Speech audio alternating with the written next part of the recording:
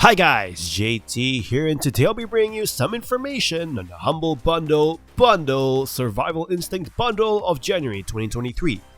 To help you answer the question, should you buy it? If you want to know more about game bundles, feel free to like this video and subscribe to my channel. It really helps the channel out. Anyway, let's get into this.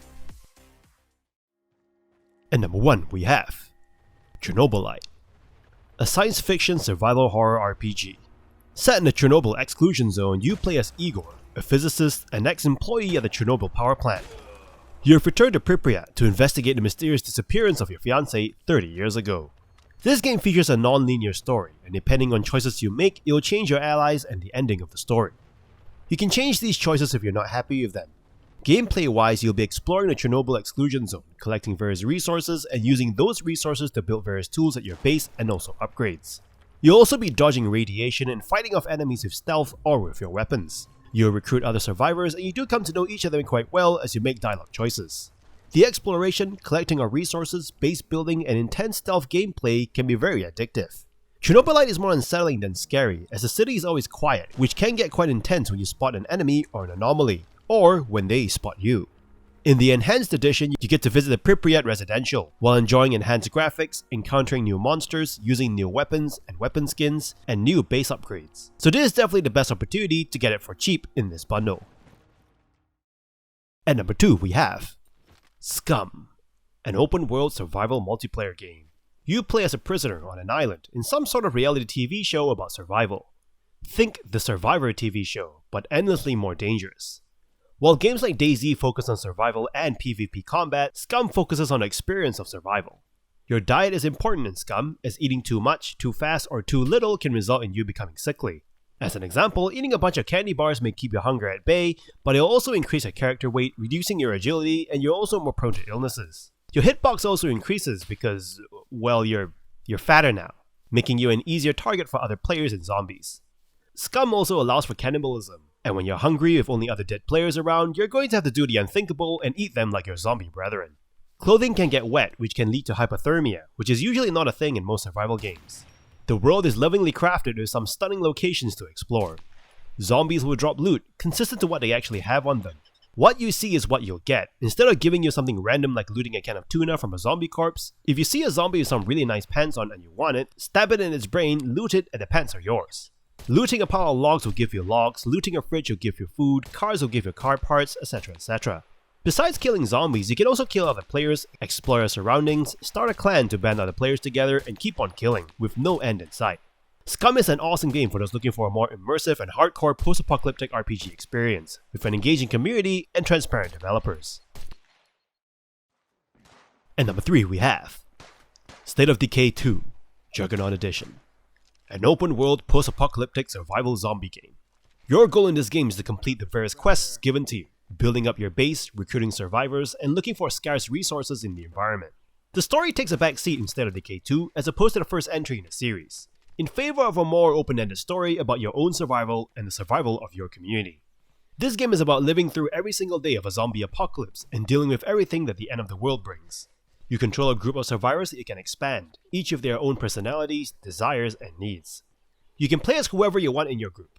A typical game loop will see you maintaining your base, exploring the world to collect supplies, responding to calls for help from survivors, and making sure your group gets their needs met.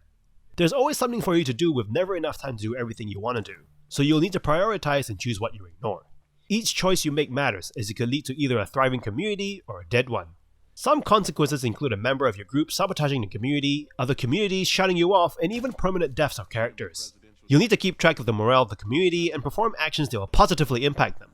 Bad morale will make your life very difficult. You'll have supply issues constantly, so you have to keep exploring and looting. Exploring is addictive as you find new locations on the map by climbing and surveying your surroundings atop of a billboard, and then going to each location discovered to find better loot. You'll do a lot of zombie killing, not because it's fun, but because it is necessary to get to where you need to go to loot for materials to survive. There's a variety of zombies for you to take on, each with their own tactics to deal with them. You have your typical slow-walking zombies, to bloated gas zombies, and the screamer who can attract zombie hordes to you.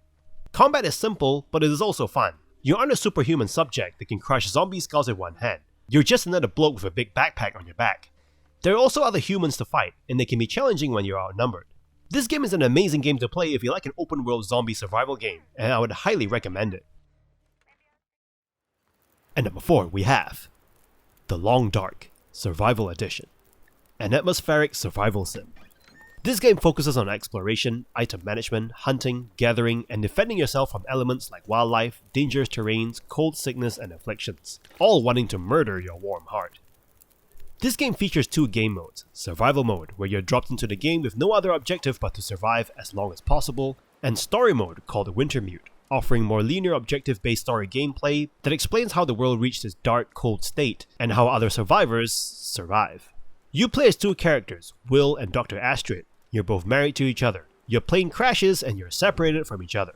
Both characters must now brave through the hostile wilderness and the cold to discover the mysteries of Great Bear Island. The story is intriguing and gives you a good sense of desperation, and it is broken up into 5 episodes, with the 5th episode releasing this year. You'll meet various characters and the story gets very interesting for episode 3 onwards. The Long Dark's gameplay is very engaging and requires your full attention. You need to watch your supplies as they do degrade over time, as well as keeping your body temperature above freezing, and ensuring that you have enough rest or risk passing out in the middle of a cold.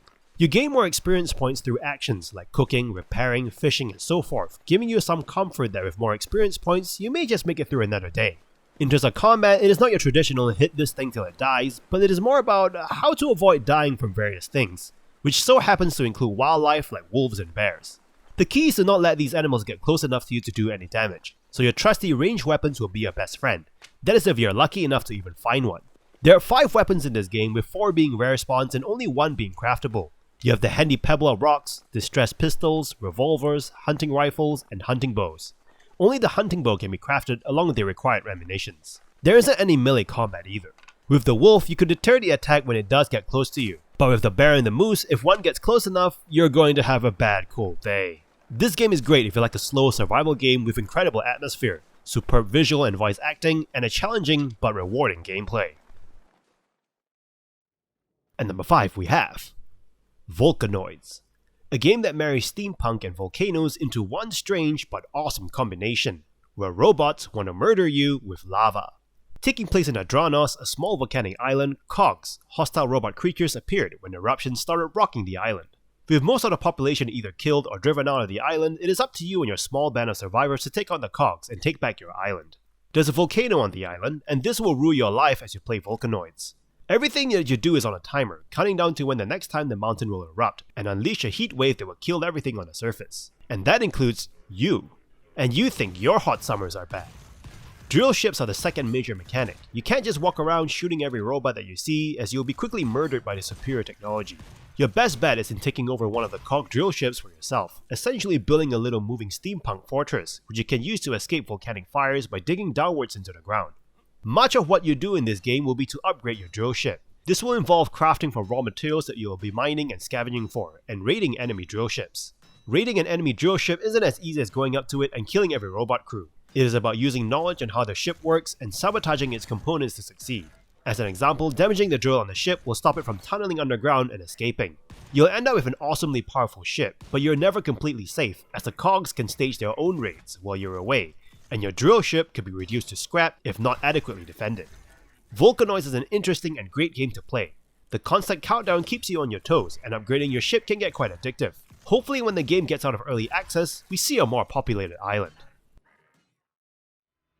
And number 6 we have SurrounDead, a cute low-poly survival zombie game. This is a single-player survival game featuring zombies, hunger, thirst, and radiation mechanics, and a fun low-poly art style that looks as if the developers of DayZ forgot to finish rendering it. The basic premise is that you are dropped into a world filled with zombies and you have a knife, with your main goal being to survive. And that's it! You will spawn in a random location and have a randomly generated character made for you, and you're left to your own devices. You'll be hunting down food, collecting weapons, materials, and tools to aid you in your survival. While some items are important, it is random as to where you will find them when you need them, so you better start looting when you have the chance to. Your inventory is sort of a Tetris game where you move your items around in a grid. Over time, you'll find that you'll need a base camp for you to store excess loot that you don't need to carry around at all times. As you explore, you'll find abandoned vehicles that you can repair and refuel, as well as finding zombies whose objective is to eat your low-poly brain and suck all of your juices out. Zombies range from the standard easily defeated zombies to more challenging ones. You'll also find other NPC survivors to trade with if you want to. Each playthrough will feel slightly different from the last, thanks to the random nature of the game. In one playthrough you might find a Humvee, but in the next you may just have to settle down with a regular old van. There's a stealth system, but it is pretty basic. You have your line of sight versus the line of sight of your enemies, crouching and ensuring that you reduce the noise that you are making. It is pretty simple stuff. The developers of SurrounDead have plans for more areas outside of their already large map, a skill system, and more features added into the game, and it is definitely one worth playing and watching out for. And number 7 we have Starsand, a survival game that puts you not on an island, not into a zombie infested city, but in the middle of a desert. What makes this game different from other survival games is its extraterrestrial aspect. You control a customizable character. You're lost in the middle of a desert as you are trying to run across it thanks to a sandstorm. You see a shelter through the blizzard, and then you collapse onto the ground. When you wake up the next day, all you have is a bottle of water and it's quickly drying up, leaving you with endless sand and the sun beaming down on you with no protection. If you've played other survival games before, this game will feel familiar. You have to collect resources, craft items required for survival, make fires, craft sun cream, hunt food, and make shelter. As an example, you can fashion a knife from a stone, then using that knife to cut down a plant, then using that plant to make an axe. You know the drill. Exploring the sand is fun and rewarding. The trick is to look for different oases across the sands to work out your bearings as your map is empty to start with. Soon you'll find ancient temples and mysteries worth exploring. There's also some combat with some extraterrestrial enemies, but you can turn this off in the options if you just want to play a survival game. When you have tamed a camel, the game really opens out, allowing you to immerse yourself into the desert world and uncover its mysteries. While the slow first few hours may put some players off, if you take some time to immerse yourself into the desert world, you'll find a ton of clever secrets hidden within it. And that's all for this bundle. This bundle is awesome for those who love some survival games with some creatures to kill, and I would highly recommend it. Anyway, don't forget to like and subscribe, and I'll see you guys in the next video.